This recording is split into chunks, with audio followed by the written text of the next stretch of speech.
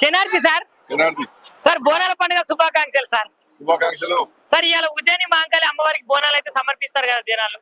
మరి అమ్మవారి యొక్క విశేషాల గురించి బోనాల గురించి ఏమని మాట్లాడతారు సార్? ప్రకృతి సహజ సిద్ధంగా ఉద్భవించినటువంటి అమ్మవారు ప్రకృతిలో పుట్టింది.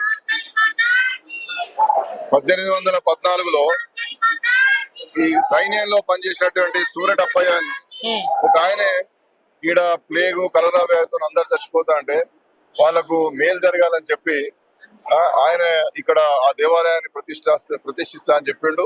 దానికి అనుగుణంగా 1814 నుంచి ప్రతిష్ఠించిండు. 15 నుండి దేవాలయం కొనసాగుతున్నది. కాబట్టి ఇవాళ నేను ఈ వర్షాలు రావడం ద్వారా వాటర్ లో కంటామినేషన్ వస్తుంది. దాని నుండి అందరూ సుఖశాంతులతో ఉండాలి, ఏ ఇబ్బందులు రావద్దు.